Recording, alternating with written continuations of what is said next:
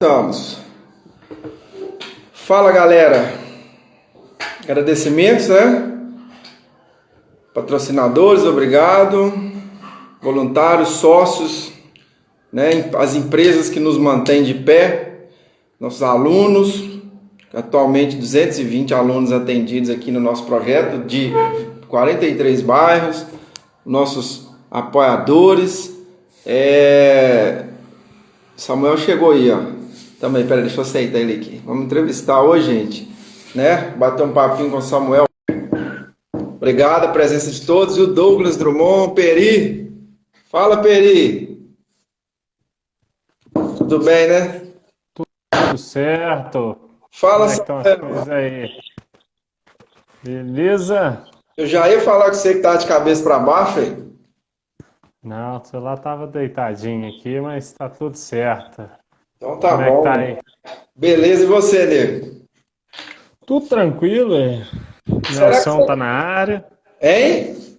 Nelson tá na área aí. Hoje ele quer me comprometer. Já soltou lá na resenha.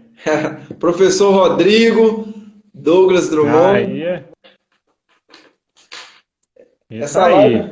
Hein? Rodrigão, Perizito tá aí. Daqui a pouco o DGzinho tá na área. Ô, Peri, me ajuda aí, tá? Aquela pergunta que você sempre quis fazer, mas nunca teve coragem. O momento é agora.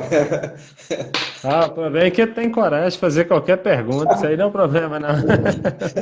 Né? Então tá bom, vamos falar sério agora. Ô, Samuel, obrigado por você ter aceitado o convite, cara. Ô, tamo aí. Você sabe que você foi um dos meus primeiros convidados, mas sua agenda ela estava meio apertada, né? Então eu tive que, como se diz, ter um pouquinho de paciência e a minha estratégia foi a do cansaço. Mas ela funcionou, né, Ah, Samuel? sim, tá aí, tá aí. Mas assim, te agradecer demais. É uma satisfação enorme estar aqui, poder conversar um pouquinho com um cara sensacional igual você é, um cara que está tocando um projeto aí de uma forma magnífica. E no início mesmo, as primeiras semanas, a gente estava aqui envolvido com algumas coisas, alguns atividades que a gente estava fazendo com adulto, outras coisas aqui, mas agora nós encaixamos tudo e estamos aí. É isso aí, nego.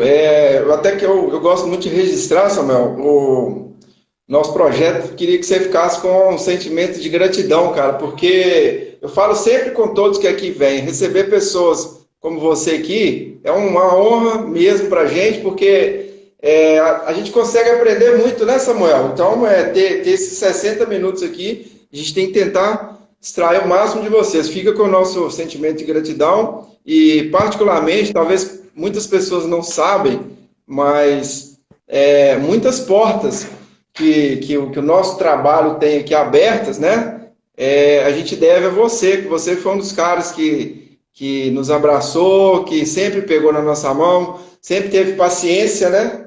Para poder, dentro da sua limitação de tempo, nos atender e praticamente, cara, todas as vezes que nós precisamos, você estava lá de prontidão para nos ajudar. Muito obrigado, viu? Bom, eu que agradeço aí, e pode ter certeza que você pode contar com a gente sempre aí. Perita já tá pesando aí, ó. O Peri já tá falando que eu tô com 3 notes mais o celular ao mesmo tempo. Mentira, isso é mentira. Eu tô com o celular aqui e tô com o computador do lado aqui com os comentários pra gente não perder, né? Ó, Gustavinho tá aí. Gustavinho é cria da sua terra. Esse é fera. Gustavinho, assim, Gustavinho tem que mudar para Gustavão agora, né? De Gustavinho não tem nada É. mais não, né? Quando ele Pelo cresceu, coquinho de balão dele, tem que mudar mesmo, né? porque ele era mais novo, esse Gustavinho veio porque ele era baixinho, entendeu, Samuel? Agora é Aham. o tamanho do homem, se virou Gustavão, né? Ô, aí. É isso Esse aí. aí é cria dessas correrias aí no Real, mãe dele trabalhando lá no Gengue, só correndo pra lá e pra cá pra jogar bola, né? É isso aí, cara. Ô Samuel, talvez, cara, de todos que eu conversei e dos que eu vou conversar, desses profissionais que nós estamos recebendo aqui, eu acho que você é o cara que mais se aproxima da nossa realidade no quesito história. Porque você veio de Caratinga, você é pertinho daqui de Sim. nós, né? Você, tipo, outro dia mesmo, você estava disputando uns giros, campeonato aqui perto de nós, e aí eu queria, assim, cara, que você contasse uma história, um pouquinho da sua história, resumida, né? É bom te ouvir, porque talvez nem todo mundo sabe da sua história, como que você começou e como que foi a sua trajetória até chegar no Minas, para a gente poder saber um pouquinho disso aí? Então, foi da seguinte maneira, eu jogava na escola, né? Jogava lá num clube da cidade, o América, joguei até sub-15. A sinceridade dos meus amigos foi mais forte que minha vontade de continuar, né? Então eles ficavam falando que eu era ruim e eu resolvi parar. Acreditei mais neles, né, do que no meu futebol. Mas aí, assim, brincadeiras à parte, fui estudar, aí cheguei a fazer, antes de iniciar a faculdade, eu comecei a trabalhar lá na escola, no Colégio Estadual de Caratinga, lá onde eu estudava. Uhum. Daí, primeiro ano lá, comecei ajudando a equipe, né? Quando eu parei de jogar pela escola, eu comecei a ajudar. E aí eu tenho até uma certa gratidão, né, pelas coisas que acontecem e a gente na hora fica bravo, mas depois a gente entende. Eu tinha um cara que trabalhava comigo, que se dizia muito meu parceiro, eu era uma categoria e ele estava com outra, né, que era dividido como no Geng, né, 12, 13, 14, ele estava e eu com 15, 16, 17. Dali surgiu essa vontade de seguir como treinador e tudo, comecei a fazer alguns cursos, 2008 eu fui lá naquele estágio do Ferrete. Acho que foi o grande start para mim. Passei 15 dias lá acompanhando os trabalhos na Malve e acho que foi um divisor de águas para mim. Daí, no ano seguinte, a gente tinha combinado tudo, começaria ali os trabalhos com a turma da escola e esse cara ele foi assim um pouco desleal porque ele chegou na escola uma semana antes e conversou com todos os meninos. E quando eu cheguei lá para conversar com a turma, combinar tudo, simplesmente eu tive a notícia lá até da diretora que esse rapaz tinha chegado na escola, falado que já tinha combinado comigo que eu ficaria de fora e ele pegaria as duas categorias. Ou seja, tomei aquela rasteira, né? Daí, um amigo meu, você deve, não sei se você conhece, que é o Luizinho lá do América, era meu Não. treinador e abriu a oportunidade de trabalhar lá com ele. Então, comecei a fazer alguns trabalhos lá no masculino, a geração dos meninos 8, 9, 90, que eram da minha idade, eu ajudava nos treinos, de vez em quando jogava um pouquinho lá. E daí, o feminino eu ajudava também com um pouquinho mais de intensidade, o Luizinho. O Munir já era meu professor na faculdade e teve um dia que ele foi me entregar uns negócios lá e acompanhou um pedaço do treino. Isso em 2009, né? 2009 ele acompanhou, a gente sempre trocava muita ideia, a gente estava sempre discutindo, debatendo, eu tentando entender ali.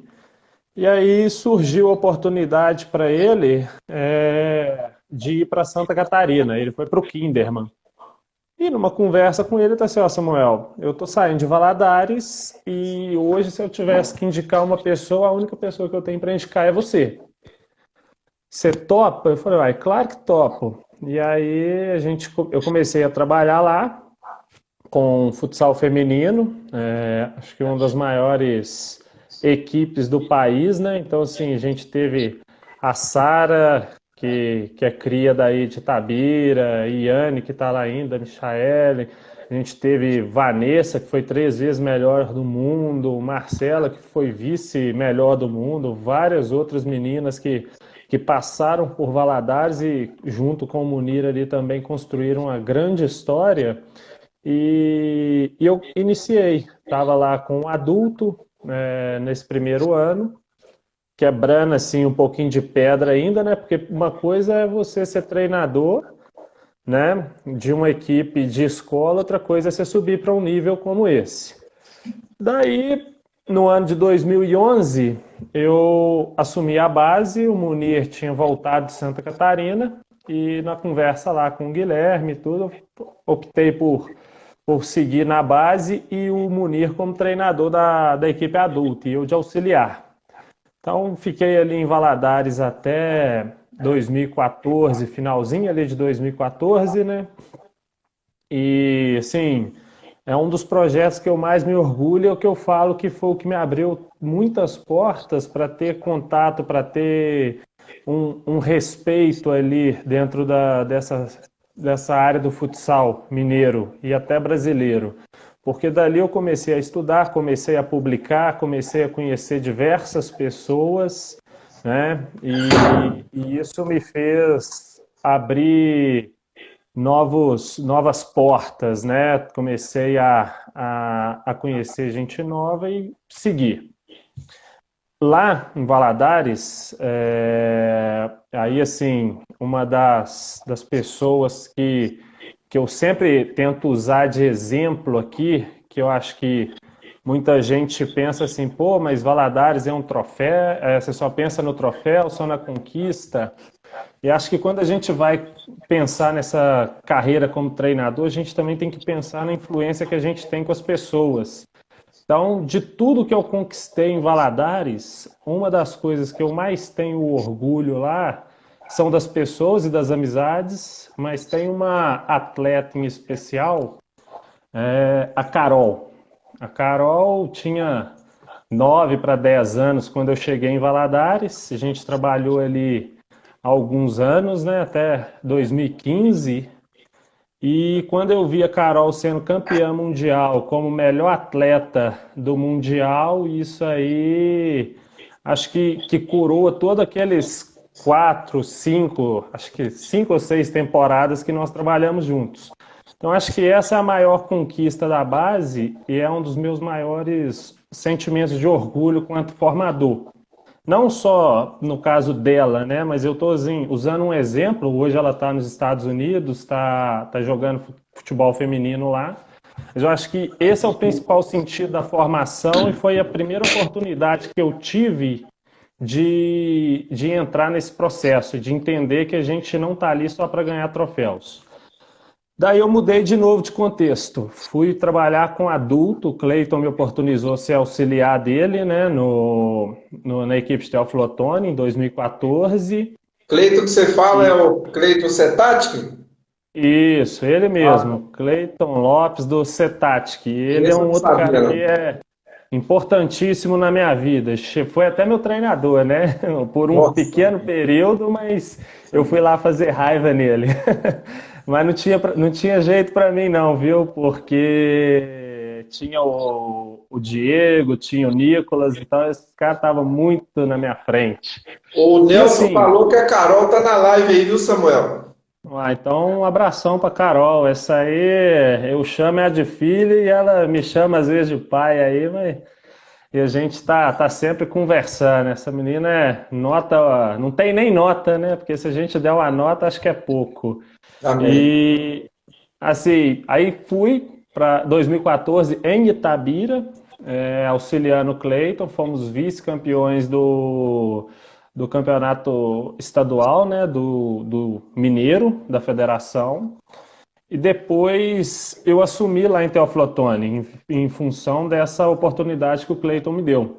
Fiquei lá em 2015, fomos vice-campeões da Liga Sudeste, fui de novo para a final do Mineiro, dessa vez nós ficamos em terceiro, né, em Belo Horizonte.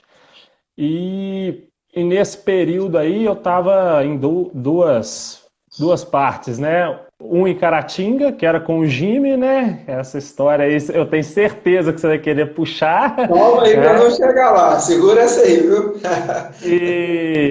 E depois eu segui em 2016. 2016 eu fiquei só em Caratinga, no projeto da ABB, e nos trabalhos com o Jimmy. No finalzinho de 2016, eu fui para contar do Jime, né? Que nós fomos campeões 2 anos consecutivos lá por Caratinga, 2015 em Itabira, e 2016 nós fomos campeões. Não foi em Três Corações, não. Acho que foi perto de Três Corações, acho que foi Varginha. Não tenho quase certeza que foi Varginha, mas enfim.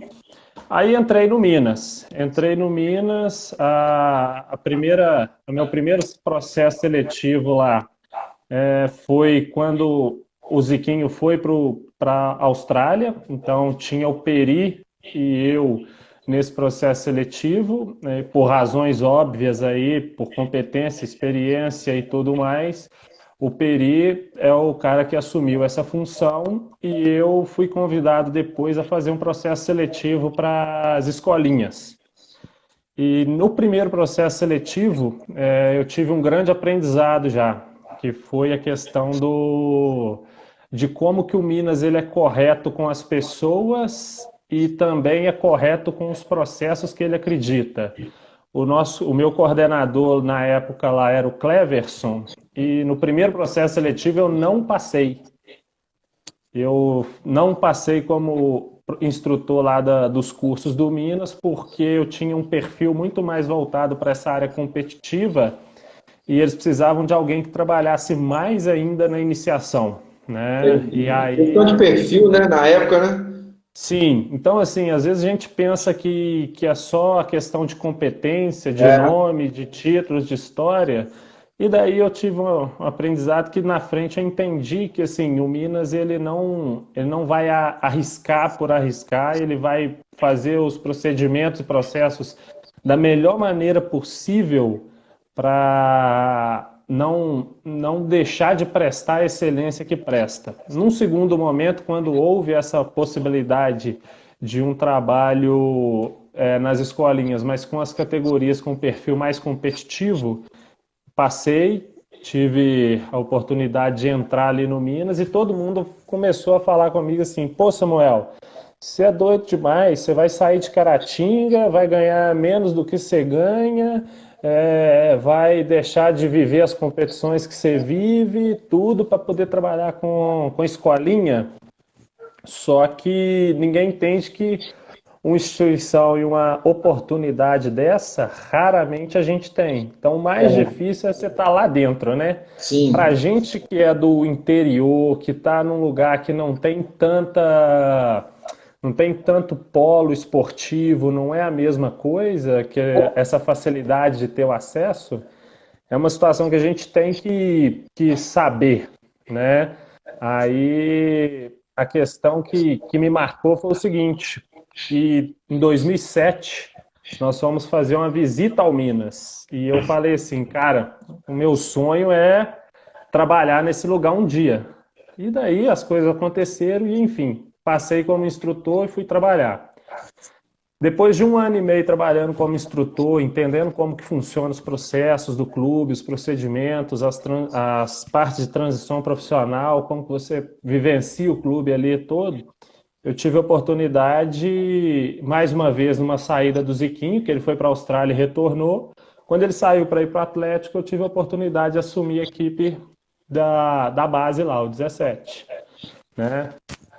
Daí eu entrei para essa função que eu exerço de técnico principal da base. E naquela coisa da gente sempre querer um pouquinho mais e estar sempre inquieto, busquei desde o primeiro momento lá, tá junto com a turma da competição, tá junto com a turma do curso, aprendendo, auxiliei por um período o Paulinho, né, auxiliei ali o Peri agora, ele tem auxiliado, um cara que é sem dúvida sensacional, talvez o cara mais direto e espontâneo que eu tive nesse período aí, então não tem curva, não tem meia palavra, mas também não tem farsa com ele. Então esse é um cara também que me ensina diariamente, eu sou muito grato. E tem ali também as pessoas que, para mim, assim, o principal motivo de eu estar no Minas hoje, eu acredito que é a convivência que eu tinha com o Perdigão, e o Perdigão acredito que foi um dos principais responsáveis pela abertura dessa oportunidade para mim. Foi ele quem fez a primeira ligação para mim, fazendo esse convite para participar dos processos seletivos. Depois eu conversei com ele, né, quando não tinha dado certo. O Taveira também é um cara que, pô, não tem palavra para descrever, e também deu esse apoio. Então, assim, e hoje tô ali nessa função, agora com o Sub-14, né, e com essa função aí de preparador de goleiros da base e da ponta. Ah, legal. Uma parte que você falou assim, é por isso que eu falei, Samuel, que você talvez seja um dos que mais representa a nossa realidade, por causa dessa história legal que você contou, uma história repleta de sucesso, mas todos, acredito eu, formados na área de educação física, quem trabalha com esporte principalmente, tem o desejo de chegar em grandes clubes, né? E Sim, você, através de muito trabalho, conseguiu e te desejo todo sucesso. Você falou um pouquinho aí, Samuel, sobre futsal feminino, né? Como é que chama a menina que você sim. falou o nome dela, que eu esqueci? Carol, Carol, você falou da Carol. Eu queria que você contasse pra gente como foi trabalhar com o futsal feminino e como foi poder trabalhar no futsal de Governador Valadares, porque hoje é considerado talvez um dos melhores do Brasil, né? Me corrija se eu estiver enganado. Futsal feminino em Minas é uma referência, né? E queria que sim. você contasse um pouquinho, trabalhar com o Guilherme, trabalhar lá com a Yane. Eu tive o prazer de conhecer o Guilherme, graças a você que me apresentou ele, né? E o trabalho deles lá é incrível, o que eu vi dentro de uma semana, mas acho que ninguém melhor que você pode contar um pouquinho como é que foi essa passagem lá. Sim. Até passei rápido, né? Mas assim, o Guilherme também foi um cara que para mim, foi um cara que me ajudou muito nesse início e a todo momento lá. E o Guilherme, cara, acho que só existe futsal feminino em Valadares hoje pela paixão que ele tem, por tudo que ele faz, pelas ações que ele promove. O cara, ele não se cansa, ele é um eterno buscador, digamos assim, de novas energias, de novos atletas, de novos recursos. Ele é o cara que assim, realmente é amador, né? No sentido literal da palavra, que ele ama aquilo dali, é a vida dele. Ele teve a passagem pelo masculino lá, mas ele ama aquela função ali, e o projeto está vivo muito pelo esforço dele.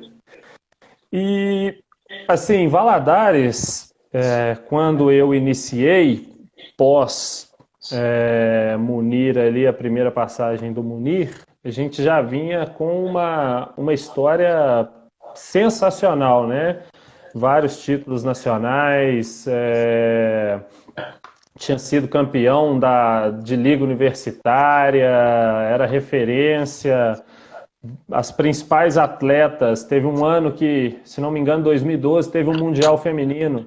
Das 5 titulares, 4 foram ex-atletas de Valadares, né? Então, assim, acho que isso mostra a importância do que foi o futsal feminino de Valadares para o futsal brasileiro. E por razões óbvias de investimento, estrutura, várias das meninas seguiram depois para Santa Catarina. Só que em Minas Gerais, o projeto ele é uma referência. Só que todo mundo pensa que ele é referência só por ter os títulos que tem, só por ter tudo aquilo que todo mundo vê na quadra, né? Mas que mais eu vejo impacto, cara, é ver meninas que você vai assim, lá dentro da favela, dado, seja Carapira, que seja o Santa Rita, onde for lá em Valadares, e tem menina que sai dali, às vezes, sem ter nem o que comer, e daí, a poucos anos de futsal, a menina está conseguindo se formar num curso superior. Está se formando como pessoa, está se tornando uma profissional, e daí a pessoa consegue mudar o curso da vida dela, né? Então, uma pessoa que não tinha perspectiva nenhuma e tem a possibilidade ali de mudar a sua vida com um curso superior, ter uma profissão, ter, ter uma perspectiva de vida melhor do que aquela que vivenciava diariamente, né? Então, acho que o maior resultado que tem em Valadares é esse, a mudança que faz, o impacto social que tem na vida de diversas meninas que estão lá, né? Trabalhar com futsal lá aí digamos assim, é mais fácil, né? Porque é tanta gente apaixonada por aquilo que não tem como você não ver assim pulsando o sangue na veia de cada uma das meninas por cada uma daquelas situações, né? Então, assim, foi uma experiência trabalhar no feminino completamente diferente do que era no masculino, né? Porque às vezes, assim, você ganha um jogo de 10-0, você chega ali no vestiário, tem um monte de menina chorando e, pô, às vezes uma situação que aconteceu no jogo, ela é tão impactante no sentimento, assim, nas emoções das meninas, que às vezes uma derrota de 2-0 não impacta tanto como essa situação. E é até engraçado, tem uma resenha boa aqui que muita gente vai rir, vai pegar no meu pé agora, depois que eu contar ela. É que é o seguinte, quem trabalha com feminino sabe aí que toda menina tem as suas questões biológicas, né? Ah, tem até uma turma aí na live que eu conheço, a Mariana, né? A Taru, que foi adversária por alguns anos, né? Hoje está aí com você. E assim, trabalhei e conhecia bem a fundo ali praticamente todas as meninas. A gente tinha um relacionamento muito próximo. E aí uma vez eu saí com o Guilherme, nós chegamos numa cidade na viagem, aí o Guilherme tá assim, vamos lá no supermercado. Cheguei, aí antes de sair as meninas me chamaram, pediram algumas coisas, e aí o Guilherme tá assim, nossa senhora, uma das atletas me pediu para comprar absorvente, agora eu tô morto, eu não sei nem direito o que é isso, né? Brincando. Aí eu falei, quem que é? Aí ele, é fulano, fulano usa esse, Beltrano usa aquele, o outro esse, aquele. Então assim, tanto que às vezes a gente se preocupava e tem que entender o universo feminino diferente, eu sabia, acho que até o absorvente que as meninas usavam, né? A marca de absorvente. E para quem trabalha com feminino sabe também que existe alguns efeitos naturais aí que às vezes, por estarem muito juntas em períodos muito longos, é natural que várias delas passem a coincidir o seu ciclo menstrual, né? Então tem vezes que tá todo mundo menstruada na mesma semana, e aí, meu filho, você só reza, viu? Entendi. Não é fácil, não, né? Aqui, tem uma pergunta do Cleiton aqui. Tá rindo aí, Samuca? Pode terminar, ué. Pode falar. Terminou? Sim. Pergunta: quais são suas referências, independentemente de teórica ou prática, falando do jogo? Pergunta do seu mentor, um dos seus mentores, Cleiton, da Vamos CETAT. lá. Para mim, uma das primeiras referências que eu tive foi em Caratinga mesmo, foi ele, né? Que foi quando eu joguei com ele. Na sequência, eu tive aí o Munir, que era um cara que sensacional.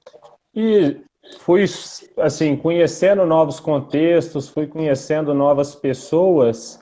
E o Paulinho Cardoso é um cara que foi uma referência muito forte para mim, né? Eu, dentro de muitas ideias que eu tinha e muitas ideias que ele também tinha, eu vi muita coisa que eu consegui encaixar e absorver. Aprendi, assim, e tenho uma referência muito grande com o Perdigão e com o Peri, né?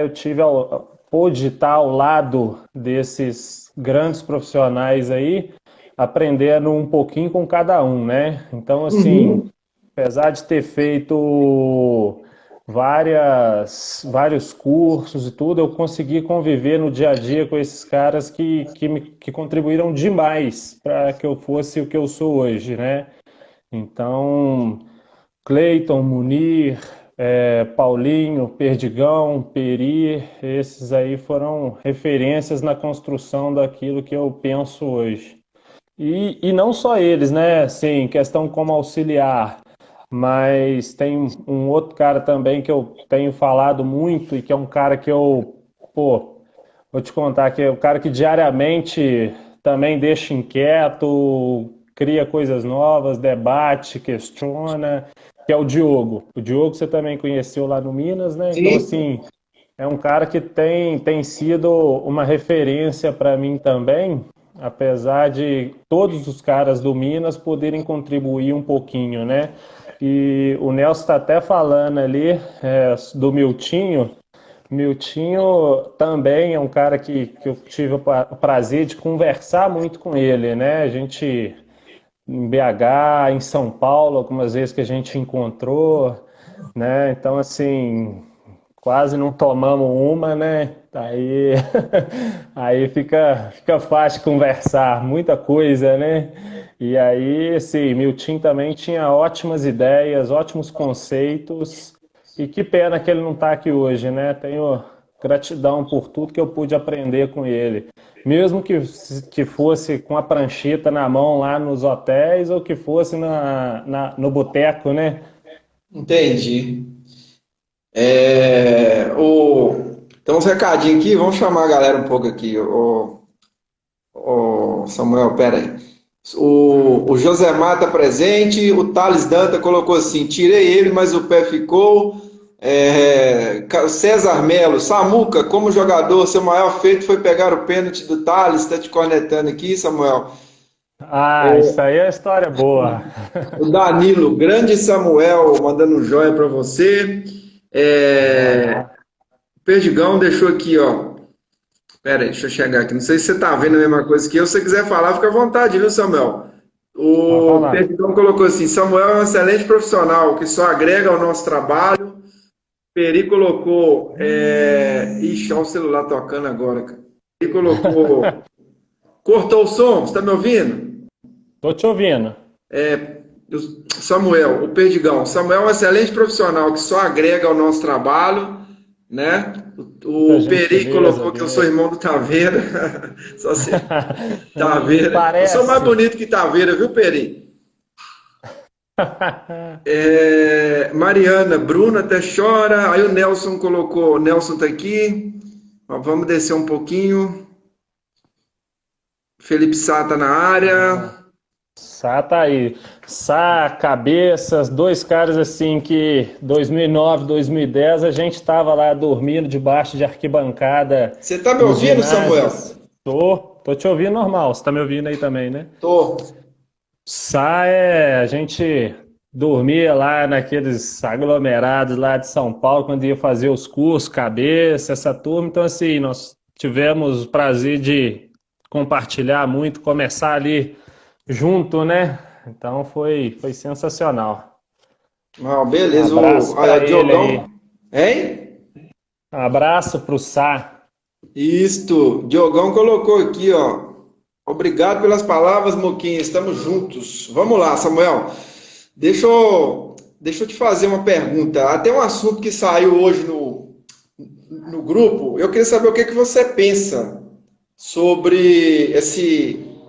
Não sei se eu posso chamar de briga que existe entre o futsal e o futebol. Na minha opinião, isso é um processo natural que não tem como fugir disso hoje. Eu vejo isso sempre com olhos abertos, mas eu vejo que no nosso meio tem muita gente que reluta, tem outros que aceitam. Do lado de lá do futebol também tem uns que aceitam, tem uns que relutam, e meio que a gente fica num cabo de guerra, né? E dentro desse cabo de guerra tem um processo de transição do aluno da iniciação, ou ele vai para o campo ou ele vai para o futsal, não tem como fugir disso. Como que você vê essa briga que existe aí? O que você pensa sobre isso, Samuel?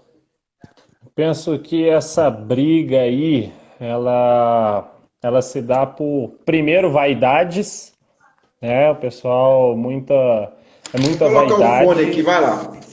tá, em muitos momentos.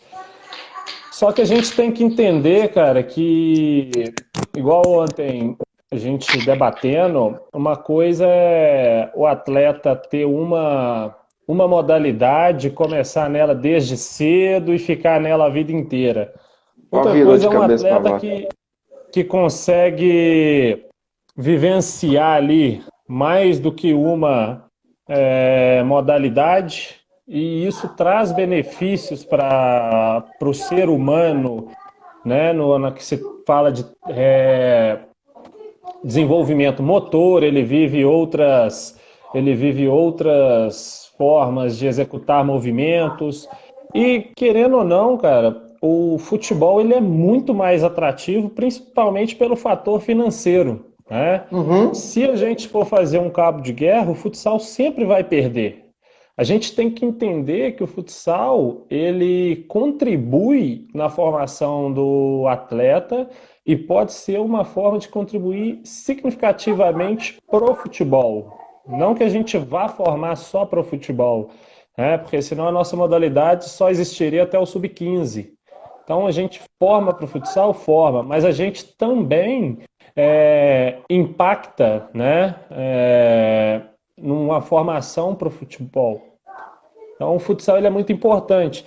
Essa questão de vaidade é que muitas vezes faz as pessoas relutarem, querer ver ali só a perspectiva dele. E tem uma palavra que eu falo que vai sair do dicionário daqui a uns tempos, porque tá deixando de existir, que é empatia. As pessoas não estão se preocupando em entender a percepção, a posição e a opinião do outro. Eles querem que Sim, só a deles seja válida e acho que tem muita briga, não só de futsal, futebol, mas, por exemplo, o analítico global, método de sim. ensino. Então, assim, tudo isso passa um pouco por essa vaidade e por extremismos. Eu acho que tudo tem um meio termo e tudo precisa ser observado de duas perspectivas diferentes, por mais que a gente insista em não aceitar do outro. Entendi. O Pedrinho colocou aqui assim, Pedrinho underline Henrique 06. Samuel, quais métodos você utiliza para incentivar seus atletas? Pedrinho é meu atleta do sub-14, Ah, né? seu atleta? Ah, Samuel, Ele então ele tá te é. entrevistando aí. Tá.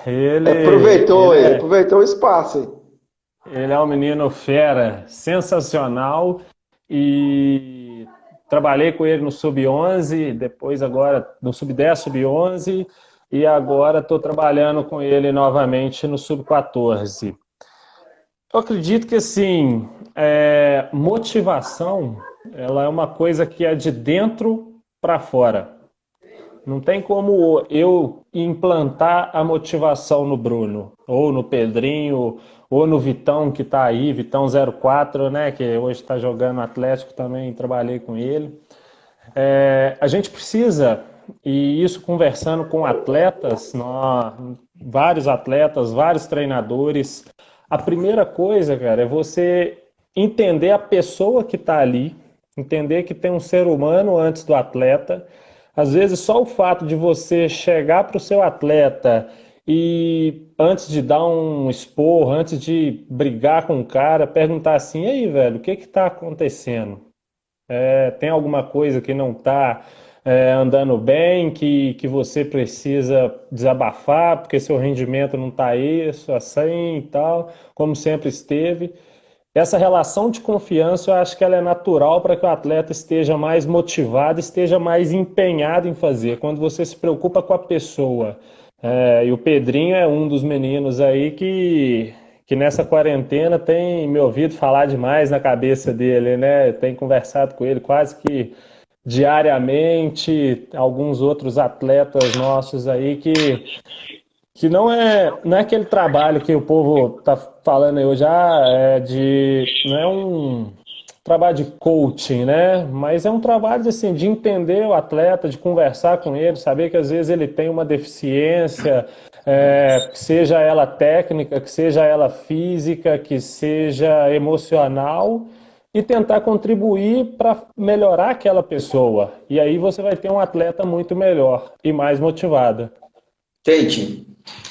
O Cris colocou aqui, milhares de grandes craques saíram do futsal.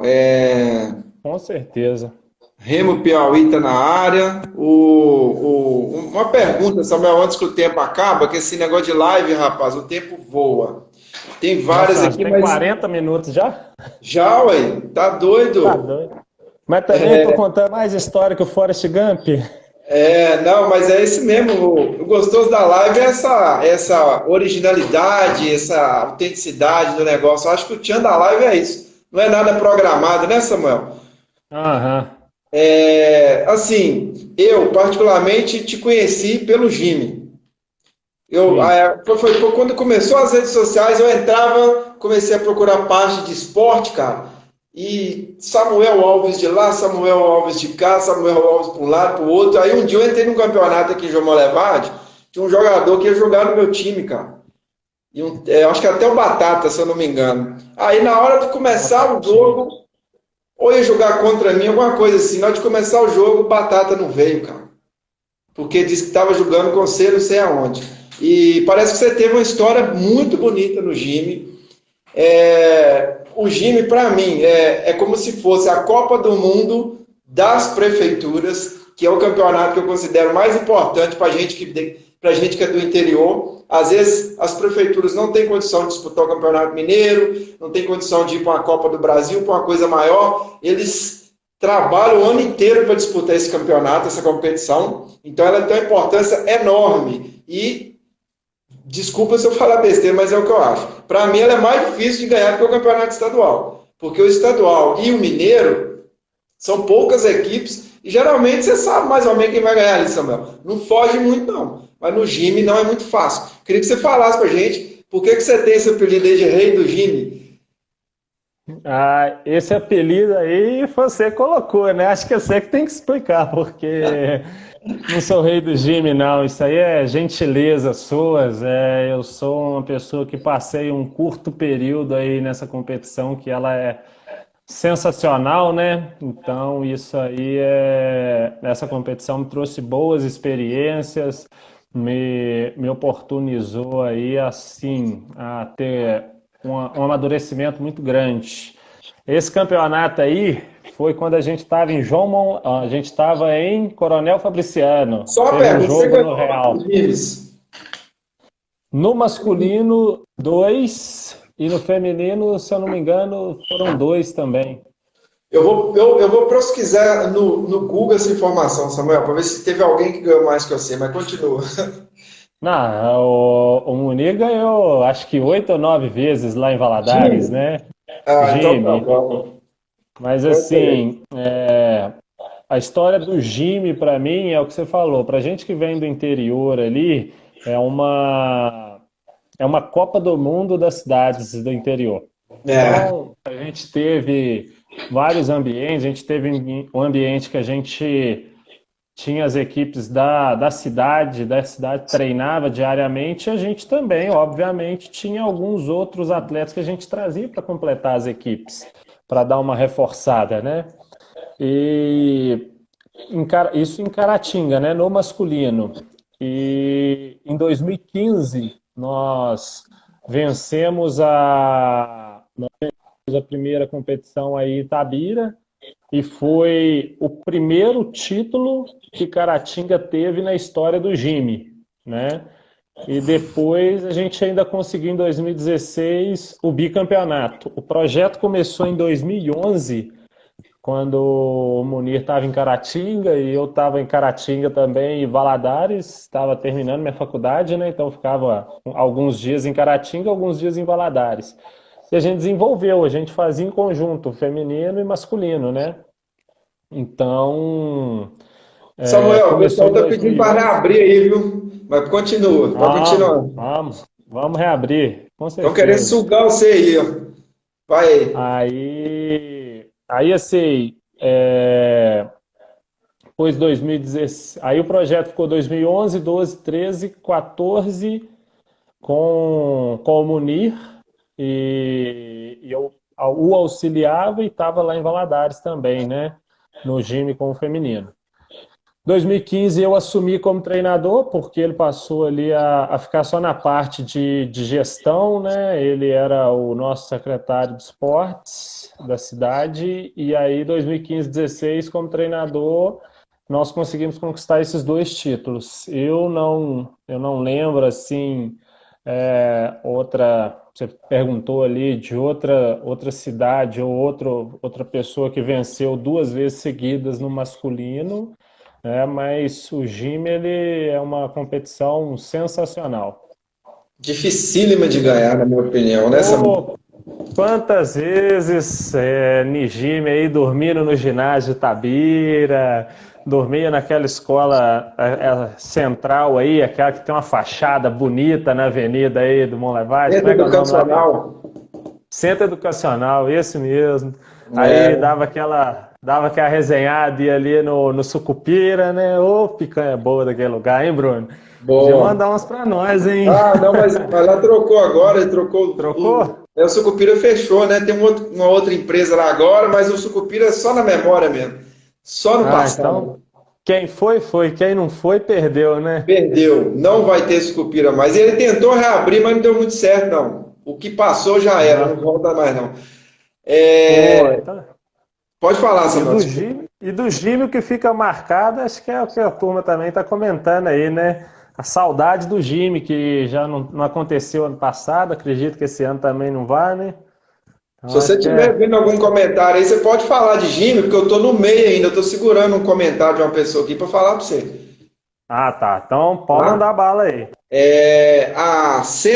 O Senal Mateus. Apesar de entender que o futsal é um jogo imprevisível, me incomoda a falta de um mínimo de controle das ações de minha equipe. Sobre isso, gostaria de saber um pouco sobre sua metodologia. Vamos lá. Eu aprendi uma coisa que acho que eu aprendi foi tarde demais. Eu podia ter aprendido isso antes, né? Mas a vida da gente é assim, a gente aprende tarde demais e fica velho cedo demais, né, Bruno? Então, assim, eu Uhum. aprendi que é o seguinte: o que que da vida a gente controla? O que que a gente controla? Pega esse Covid agora aí, o que que a gente controla?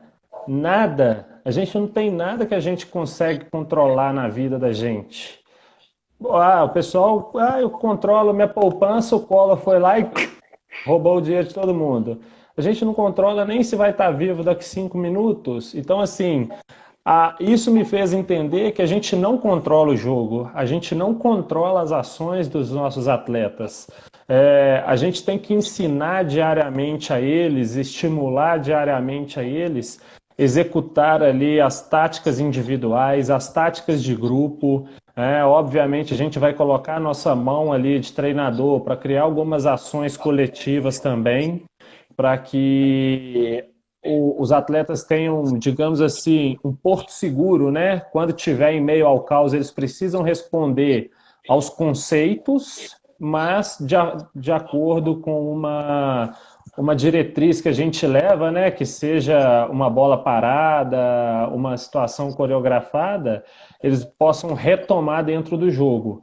Mas muitas vezes o que vale são os princípios que a gente ensina. Acompanhamento, desmarcação, é, vou falar desenhos aqui, aproximação, a vazio, tudo isso, se os atletas entenderem, é eles que vão executar na quadra. Nós não conseguimos ali comandar, mandar, obrigar. O que eles vão fazer se eles acreditarem na gente? Mas eles só vão fazer e acreditar na gente a partir do momento que eles entendam os princípios, né? Então, a melhor metodologia é ensine as táticas individuais, as táticas de grupo e dê um norte ali com as táticas coletivas para que os atletas saibam o que estão fazendo e para que você tenha também a possibilidade de entender aquilo que está acontecendo na sua equipe e na equipe adversária para que você possa fazer alguns ajustes. A minha visão é essa hoje. Entendi. É só mandar um abraço aqui para Marcela, Meliane está presente, Mariana está aqui, não deu para falar. Tem uma pergunta que o Nelson deixou, não sei se ele falou brincando ou se ele falou sério, né? Ele colocou assim: o que você pensa sobre os empurrões na iniciação? Então, será que foi brincadeira ou Bom, ele falou sério? Manda aí, Nelson. eu acho que ele pode até colocar mais claro assim, porque eu não sei se ele está falando de alguma situação dentro do jogo, igual tem menino que fica aquele empurra, né? Aí dá, menino quer deixar o braço daqui a pouco. Se for isso, cara, eu acho que assim, a gente precisa controlar, tentar dar um suporte para os nossos atletas emocional para que eles não cometam violência contra nenhum outro adversário ou companheiro que seja, né? É coisa do jogo. O jogo ele tem contato, o jogo precisa, vai ter um puxão de camisa, vai ter um empurrão, vai ter uma trombada. Isso não tem como fugir. Isso vai ser com um menino de 5 anos, isso vai ter que ser com um menino de 18 anos, só que guarda-se as proporções disso que está acontecendo, né? Então, assim, é, empurrão, puxão de camisa, essas coisas são coisas que acontecem no jogo e às vezes o recurso da, da falta é uma situação aí, né? Ele mandou aqui, ó, empurrão na hora de marcar e acompanhar. É isso mesmo, Bruno, é contato. Só que a gente tem que determinar para eles o limite entre falta, não falta e mais do que isso, o que é agressão e o que deixa de ser. Porque eu acho que o maior equívoco nosso é querer ensinar violência através do esporte quando deveria ser o contrário, né? Disputa leal, ela vai ter sua intensidade, ela vai ter sua temeridade às vezes, mas, cara, ensinar que não se pode agressão, mas contato físico é a todo momento. A gente brinca aqui, alguns de nós falamos aqui no Minas, que o uso do braço ele é fundamental, é nosso terceiro olho. Entendi. O Samuel, tem Sim, muito na base. Eu não sei se você tem essa vivência devido ao seu mundo hoje, né? Você está mais para alto rendimento do que para projeto de base, né? Projeto de escolinhas, projetos sociais. Mas eu acredito que eu não sei se você tem esse problema dentro do Minas lá. Como é que se você tem esse problema, como você lida? E devido o Sena Matheus colocou, grato pela atenção ao comentário anterior. Ele colocou uma outra pergunta, depois eu vou nela. Como que se você tem esse problema, como que vocês lidam? E se você não tem, com certeza você tem know-how para ajudar todos os projetos, com alguma palavra, para lidar com aquele pai ou com aquele atleta que se destacou no sub-9, vou dar um exemplo. Vem ali sub-7, sub-9, é craque, surgiu um futuro Neymar, aí o menino vai para o sub-11, o menino já começa a fazer chinelinho, o pai do menino já começa a vangloriar o menino. Muitas das vezes, as pessoas envolvidas no seu entorno começam, entre aspas, a atrapalhar aquele garoto que chega no sub-13 e se perdeu. Porque ele achou que ele era uma coisa que ele não é. Como é que você lida com isso? Se você tem, qual conselho que você dá para a gente poder lidar com esse tipo de problema? Que isso acontece à riveria, meu filho. o Bruno, isso acontece em várias categorias, até no profissional isso acontece. A questão principal, quando a gente fala de criança, é porque, assim, até o sub-13 ali, o jogo, ele normalmente tem uma possibilidade de o atleta se sobressair com a técnica. Então, a técnica, ela influencia muito. Então, muitas vezes, a gente pega um menino que é muito habilidoso, fica assim, pô, que esse menino é muito bom, que bota a bola nele, que ele vai resolver o jogo, e daí a gente começa a criar um sentimento no menino em que ele passa realmente a isso, ele passa a achar que ele é mais do que aquilo que ele realmente é. Isto. Eu já errei demais com isso, né? Eu tenho que confessar, já a gente fica às vezes muito bravo, quer pegar o menino e falar assim, você não serve, você é muito bom, mas essa sua atitude, isso é muito comum isso acontecer em escolinhas e em categorias. Eu vou te dar exemplos na base. Ou aquele atleta que tem uma irresponsabilidade, e isso foi discutido há poucos dias numa live que eu estava com outros amigos, numa reunião, sobre essa irresponsabilidade, às vezes, que o atleta de maior destaque tem. A primeira coisa que eu penso, antes desse menino se tornar o rei da cocada preta, a gente Uhum. precisa levar para ele alguma coisa que o convença. Porque esses meninos que têm uma capacidade, que têm uma situação que muitas vezes eles são bajulados, eles são levados para todo lado ali como os reis, eles têm uma grande carência. A partir do momento que você entende qual que é a carência desse atleta, é que dá uma atenção para ele, você consegue convencê-lo das coisas. Muitas vezes, pela figura de treinador, quando você tem um acolhimento desse atleta e sabe lidar com ele, com determinadas posturas, e aí eu falo que é ouvir, pegar esse cara e falar assim, ó, eu sei que o seu melhor é isso. Então eu preciso disso, a equipe precisa disso. Nós vamos tentar criar uma situação para que você potencialize isso que você tem de bom, mas em contrapartida eu preciso que você ajude a equipe, eu preciso que você entenda que precisa fazer outras coisas além, né? E aí, quando você consegue convencer esse atleta, conversar com ele, atingir esse atleta em um modo ali que ele se sinta empatia por você, esse atleta vai conseguir te dar uma resposta melhor. E o que você falou do atleta se perder com 13 anos, vai muito nessa situação. Eu deixo ele pensando só na parte técnica, dos 5 anos até os 13 anos. Quando ele vai jogar o sub-15, que tem mais algumas questões táticas, ele começa a não conseguir responder ao jogo.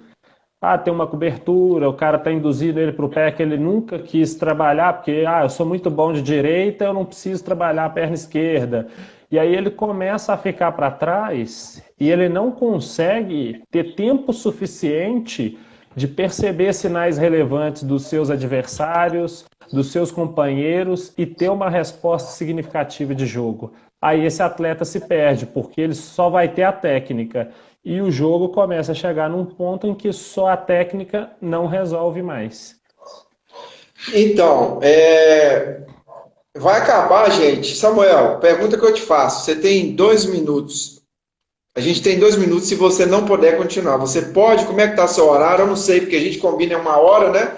Se você Sim. puder, se não puder também eu entendo, tá? Como é que tá aí, meu filho? Não, dá para ir mais um pouquinho aqui. Eu Dá vou para arrumar deixar uma mais um briga aqui, pouquinho? mas dá para ir um pouquinho. Então tá bom. Então, Você falou aí, eu vou encerrar essa questão. Não, vamos tentar terminar com essa pergunta. No futsal, Samuel, pegando base no que você falou aí, você acredita ou não que o talento está perdendo espaço? O atleta talentoso, ele perdeu espaço para o atleta tático? Ou está perdendo? aí a gente precisa pegar e fazer o seguinte, entender o que é talentoso, porque tem um atleta que ele é talentoso é, individualmente, tem um atleta que ele é muito talentoso para fazer ter uma percepção do jogo e responder e tomar decisões com as melhores decisões possíveis. Tem atletas que são extremamente talentosos para defender, mas não tem esse mesmo talento ali para situações ofensivas. E o que eu vejo, e tentando entender assim a sua pergunta, é mais voltada para aquele atleta que ele é destaque. Eu vou Ele é corrigir, muito bom.